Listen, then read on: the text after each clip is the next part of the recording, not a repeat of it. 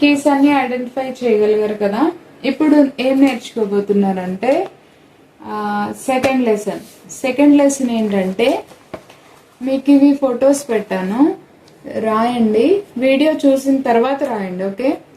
Major cards అంటే 1, 5, 8 అన్నమాట. Cards అంటే ఏంటి, అసలు ఫ్యామిలీ కార్డ్స్ అంటే ఏంటి అని అంటే ఇది కూడా మీకు ఫోటో పెట్టాను. కార్డ్స్ అంటే ఏంటంటే 2 or more than keys group are called as card. 2 లేదా అంతకు ఎక్కువ కీస్ సముదాయమును కార్డ్ అంటారు. ఓకేనా. అంటే ఇలా 2 గాని 3 గాని లేకపోతే ఇంకా ఇలాగా 4, 5 గాని కీస్ కలిపి పట్టుకుంటే అది ఒక కార్డ్ అవుతుంది. అయితే ఫ్యామిలీ కార్డ్ అంటే ఏంటి, 2 or more cards group are called as family card. 2 లేదా అంతకు మించి ఎక్కువ కార్డుల సముదాయాన్ని ఫ్యామిలీ కార్డ్ అంటారనమాట. అంటే CFG అంటే అవి 3 కార్డ్స్ అన్నమాట. 3 కార్డ్స్ కలిపితే ఒక ఫ్యామిలీ అని అన్నమాట. అంటే ఏంటి, ఫ్యామిలీ అంటే ఏంటి, మదర్, ఫాదర్, చైల్డ్, ఈ ముగ్గురిని కలిపితే ఒక కుటుంబం అంటారు కదా. అలా ఈ ప్రతి ఒక్క కేస్ కి ఒక్కొక్క కుటుంబం అంటూ ఉంది, అట్లాగే ఒక్కొక్క సరిగమ పదనిస ఉంది. అవన్నీ నేర్చుకోవాలి. అంటే కార్డ్ కి ఫ్యామిలీ కార్డ్ కి తేడా మనం తెలుసుకోవాలి. ఓకేనా. బేసిక్ గా మనం తెలుసుకోవాల్సింది 2 major family chord and minor family chords. Major and minor. Major అంటే 158, మైనర్ అంటే 148 అన్నమాట. సో ఇప్పుడు కార్డ్స్ మాత్రం నేర్చుకుందాం ఈ క్లాస్ లో మనం. మేజర్ కార్డ్స్ 158 అంటే ఎలాగంటే 1, 2, 3, 4, 5, 6, 7, 8. సి కార్డ్ ఏంటంటే సి, దీని పేరేంటి ఈ, దీని పేరు జి. సో ఇది సి కార్డ్ అన్నమాట. నెక్స్ట్ ఇక్కడ మనము డి కార్డు తెలుసుకోవాలనుకోండి, డి ఫస్ట్ అవుద్ది. అంటే ఫస్ట్ కి, 5th కి, 8th కి కలిపితే ఒక కార్డ్ అవుతుంది.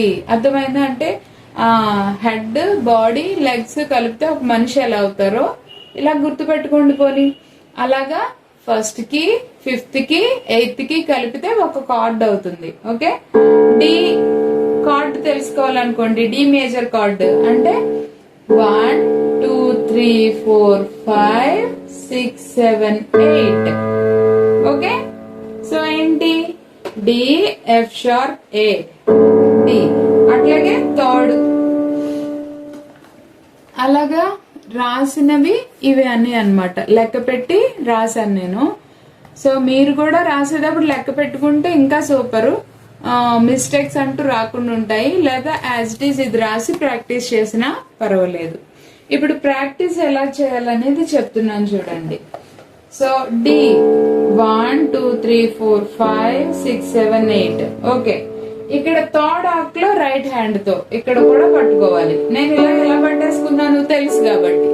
మీకు తెలియదుగా, ఇక్కడ చూడండి. D, F sharp, A, D, F sharp, A. Okay. ఇది chord C. D, D major chord అన్నమాట. ఇలా పట్టుకున్నారు. ఇలా పట్టుకోగానే గుర్తుండదు కదా, కాసేపు గుర్తుండడం కోసం ఈ మిడిల్ ఫింగర్ ని తీసేసి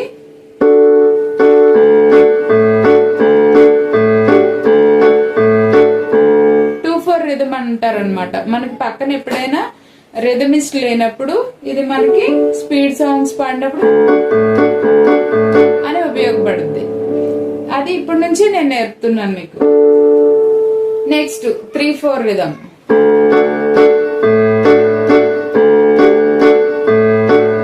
ఇలా ప్రాక్టీస్ చేయాలి. ఓకే.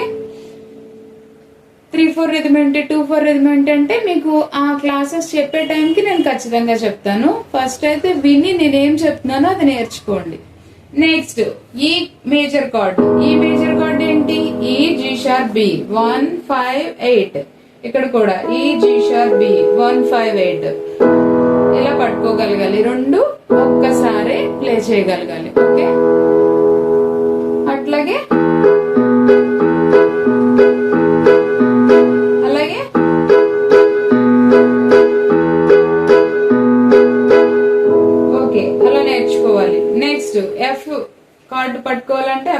కార్డ్ పట్టుకోవాలంటే 1 5 8 1 2 3 4 5 6 7 8.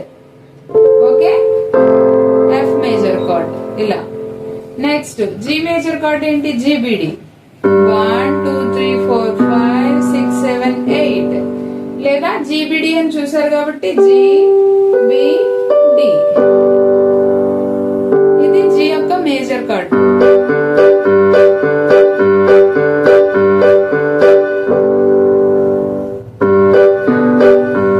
ఈ మధ్యలో ఫింగర్ తీయడం ఇబ్బందిగా ఉంది అనుకుంటే దీన్ని కూడా ఉంచేయచ్చు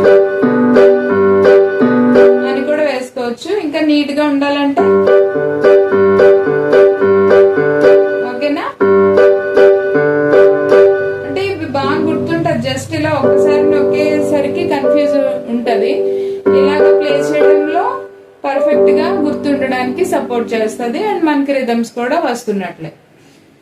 తర్వాత ఏ ఏంటి? ఏ C sharp E.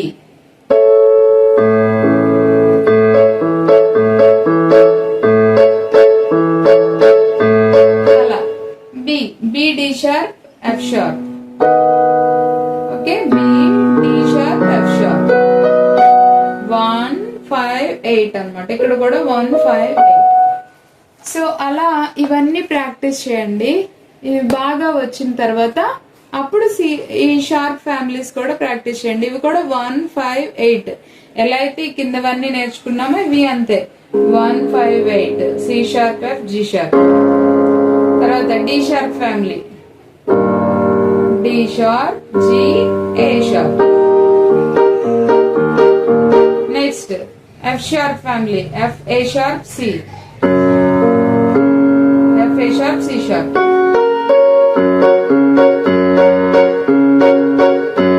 ఇవన్నీ కూడా చేయాలని చెప్తున్నాను త్వరగా, అంటే వీడియో లాగ్ ఎందుకని.